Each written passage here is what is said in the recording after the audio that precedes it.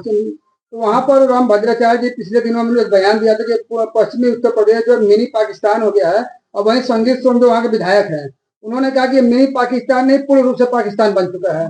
यह भारतीय जनता पार्टी के नेता अगर संगीत सोम और भारतीय जनता पार्टी के गुणगान करने वाले राम भद्राचार्य जी अगर ये आरोप लगा रहे हैं कि पश्चिमी उत्तर प्रदेश पाकिस्तान बन गया है, तो चुनौती है माननीय मोदी जी को, माननीय योगी जी को। यानी मोदी जी, योगी जी जो हिंदू धर्म के सबसे बड़े ठेकेदार बनते हैं, वो उत्तर प्रदेश की अराजकता में भेज चुके हैं। इनका कोई कंट्रोल नहीं है, इनका कोई नियंत्रण नहीं है। उन्होंने अपने प्रधानमंत्री और मुख्यमंत्री पर निशाना साधा है कि किस तरीके से आज अराजकता फैल रही है, और इनका कहने का मतलब हिंदू पलायन कर रहा है। लेकिन मैं कहना चाहता हूं, जब हिंदू के नाम पर शेख चिल्ली बघाड़ने वाले लोग मुख्यमंत्री प्रधानमंत्री हैं, तो हिंदू का पलायन कैसे? जब यहां पर 1100 साल तक मुस्लिम शासक थे, तब हिंदू खतरे में नहीं था, तब हिंदू पलायन नहीं हुआ। आज हिंदू धर्म के ठेकेदार जब मुख्यमंत्री है, प्रधानमंत्री है, तो हिंदू पर खतरा क्यों? अगर खतरा है तो स्वाभाविक रूप से ये मुख्यमंत्री प्रधानमंत्री की असफलता है। कल जो है ओम प्रकाश राजभर के एक नेता थे, जिनके जो पीला गमछा भी लगा गए थे, पुलिस ऑफिस में एक महिला कांस्टेबल के द्वारा उनकी पिटाई कर दी गई। इस मामले को लेकर अखिलेश यादव ने भी ट्वीट किया है कि ये जो है न्याय का जो पावर है उसे खात्मे का नशा है। देखिए, स्वाभाविक रूप से जब मैंने पहले ही कह दिया, सरकार अराजकता की शिकार हो गई है और प्रदेश की कानून व्यवस्था ध्वस्त हो चुकी है, पूरा प्रदेश जंगल राज हो गया। तो स्वाभाविक रूप से इस प्रकार की घटनाएं स्वाभाविक है। एक तरफ जहां भाजपा की आलोचना कर रहे हैं, वहीं आपकी बेटी जो संगीता जो है, जो पूर्व सांसद भी हैं, वो रोज गुणगान कर रही हैं। जब मैंने पहले ही कह दिया कि बेटी से हमारा कोई राजनीतिक रिश्ता नहीं, तो स्वाभाविक रूप से जैसे आज बहुत से लोग धीरे धीरे आ रहे हैं, जब उनकी अकल ठिकाने आ रही है, गलती का पछतावा कर रहे हैं, वैसे वैसे वो अपनी जनता पार्टी में शामिल हो रहे हैं। हो सकता है आने वाले दिनों में वो भी शामिल हो। इसलिए राजनीति में कौन किस पार्टी में है, ये भाजपा में तमाम ऐसे उदाहरण है, कांग्रेस में तमाम ऐसे उदाहरण है। और मैं परिवारवाद में यकीन नहीं करता हूं। मैं मिशन को लेकर चल रहा हूं। जो भी मिशन के साथ होगा वही मेरा परिवार है, वही मेरे भाई हैं, वही मेरे परिवार के लोग। मंत्री जी, सुप्रीम कोर्ट ने खजुराहो के जो जवाहरी मंदिर में जो है भगवान विष्णु की टूटी मूर्ति को ठीक कराने की याचिका पर हस्तक्षेप करने से इनकार कर दिया है। मैं कोर्ट के मामले पर मैं कोई टिप्पणी नहीं करूंगा। मंत्री जी, आपने कहा कि देश गरीब हो रहा है, जबकि भाजपा का कहना है कि कृषि अर्थव्यवस्था पर है।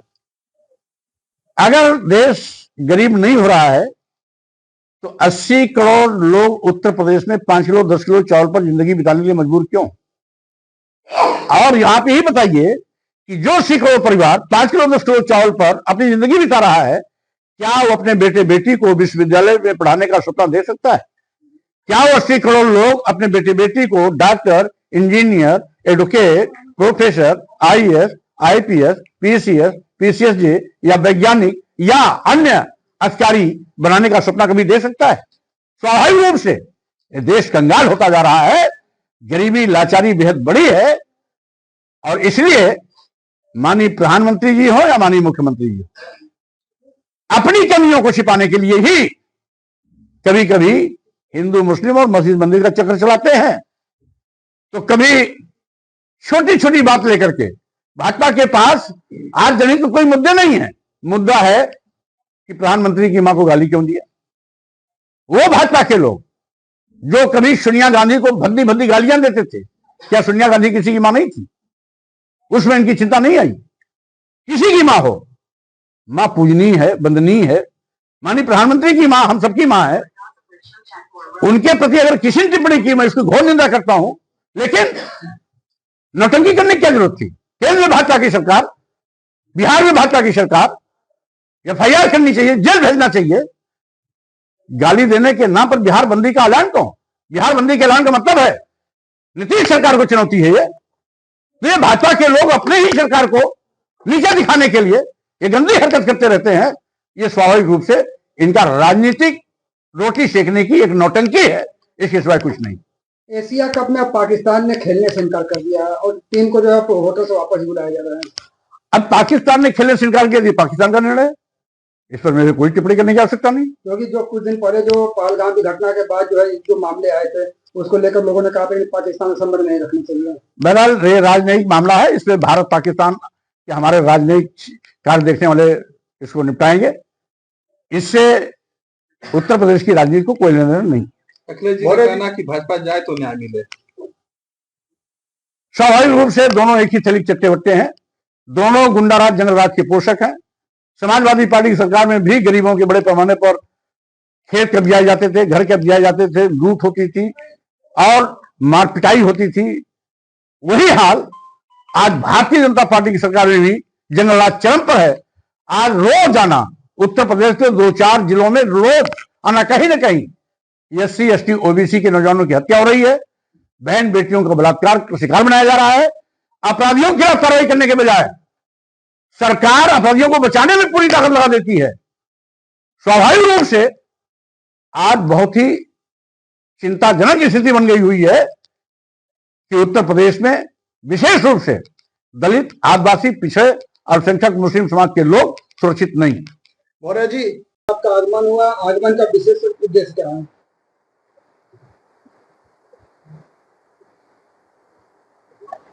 पूरे उत्तर प्रदेश में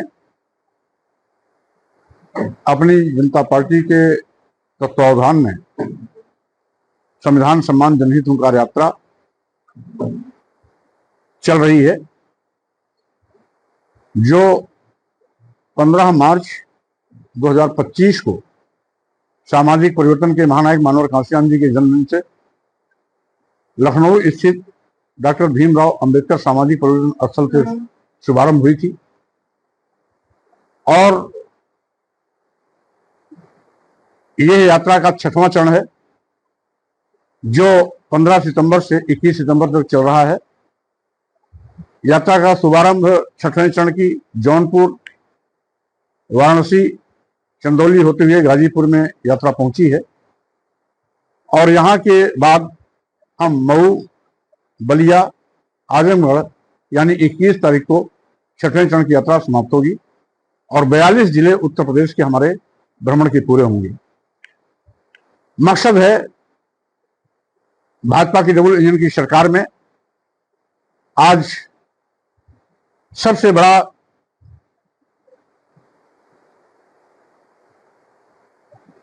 कहर नौजवानों की नौकरी पे आई। जब से भाजपा सरकार आई है, सरकारी नौकरियों की भर्ती बंद हो गई। नतीजा है कि आज करोड़ों नौजवान देश में बेरोजगार हो गए और बेरोजगारी के चलते उनके रोटी के लाले पड़े हैं, दर्द ठोकरे खा रहे हैं। दिनों दिन देश गरीब होता जा रहा है। आज गरीबी का आलम यह है कि 140 करोड़ की आबादी में 80 करोड़ लोगों की जिंदगी 5 किलो 10 किलो चावल पे आके ठहर गई। वहीं दूसरी ओर महंगाई आसमान पर है, आम लोगों का जीना दूभर हो चुका है। किसानों को लाभकारी मूल्य देने का वादा करने के बावजूद भी भाजपा सरकार आज तक किसानों को लाभकारी मूल्य नहीं दे पाई। यहां तक कि किसानों ने पिछले 4 साल से चल रहे धरना आंदोलन के माध्यम से एक ही मांग किया था कि किसानों के उत्पाद का न्यूनतम समर्थन मूल्य घोषित किया जाए। मोदी सरकार ने वो भी नहीं किया। छुट्टा जानवर किसानों की फसल चर के चौपट कर रहे हैं, ये उन पर कहर का आफत अलग से टूटा है। आज किसान दर ठोकरे खा रहा है। जब खाद, यूरिया, उर्वरक आदि की जरूरत पड़ती है, लाइन लगाने के बाद भी खाद नहीं मिलती है। खाद का बड़े पैमाने पर ब्लैकमेल हो रहा है और उसको मिलती है तो पुलिसिया तंज मिलता है या पुलिस की लाठी मिलती है। यही नहीं, आज योगी सरकार को फुर्सत है और उनकी महत्वाकांक्षी योजना है 400 मीटर 500 मीटर शराब की दुकान खुलाने का। लेकिन राइट टू एजुकेशन एक्ट के मुताबिक 6 साल से 14 साल के बच्चों को निःशुल्क अनिवार्य शिक्षा दिए जाने की जो सरकार की जवाबदेही और जिम्मेदारी है, उससे यह सरकार पलायन कर रही है।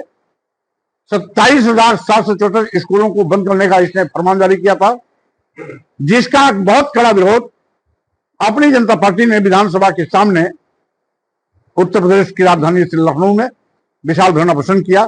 सभी जिला मुख्यालयों में जिला अध्यक्ष के नेतृत्व में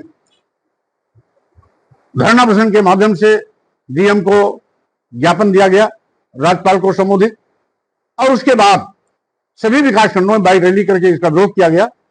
नतीजा है कि योगी सरकार बैकफुट तो वही स्कूल बंद करने का फैसला वापस लिया, लेकिन अभी भी स्कूल बंदी पर तलवार लटक रही है। आज योगी सरकार गांव के बच्चों को शिक्षा से वंचित करने पर आमादा है, और यही कारण है कि उन स्कूलों को बेहतर बनाने के बजाय बंद करने का तरीका निकाल रही है। और जिस तरीके से गुजरात में पीएससी, सीएससी प्राइमरी स्कूल निजी हाथों में दे दिया गया है, उत्तर प्रदेश में भी ऐसे सभी जनहित के वो सरकारी संस्थान जो बहुत ही उपयोगी हैं, एक एक करके निजी हाथों में दिए जाने की व्यवस्था सरकार की चल रही है। जैसा कि आप जानते हैं, आज केंद्र की मोदी सरकार, प्रदेश की योगी सरकार सभी मुद्दों पर पूरी तरीके से फ्लॉप हो चुकी है। ये सरकार चलाने में असमर्थ है।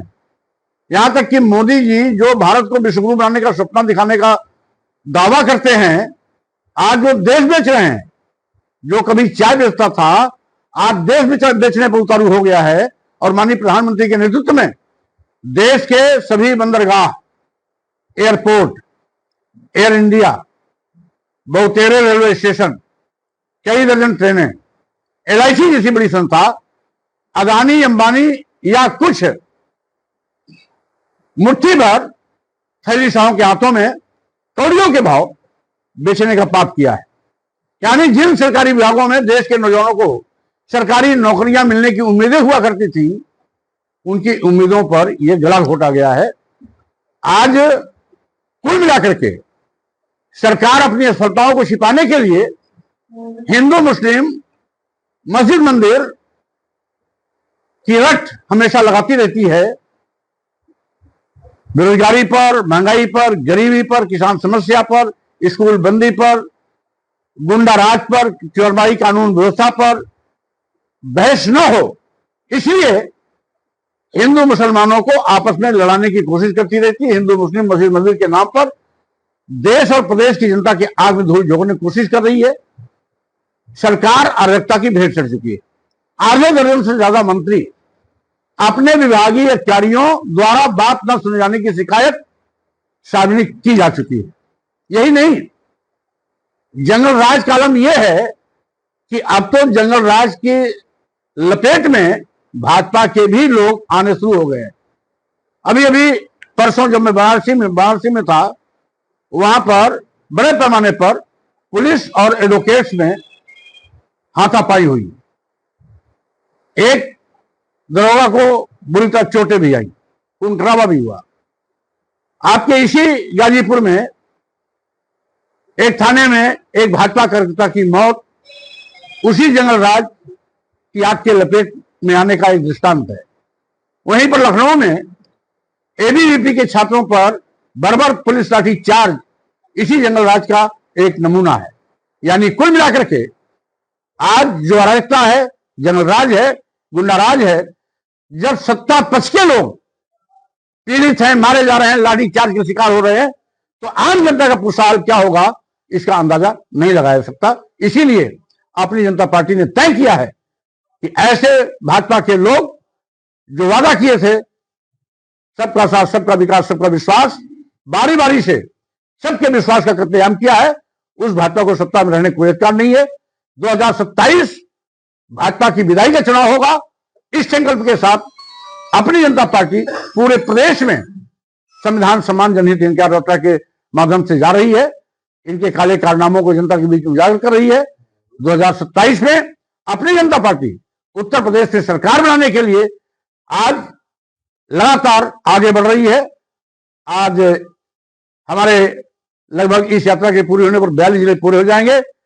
इसके बाद हम 7 दिवसीय दौरा बुंदेलखंड में करेंगे और उसके बाद फिर आगरा और बरेली से पश्चिम उत्तर प्रदेश की मेरी शुरुआत होगी।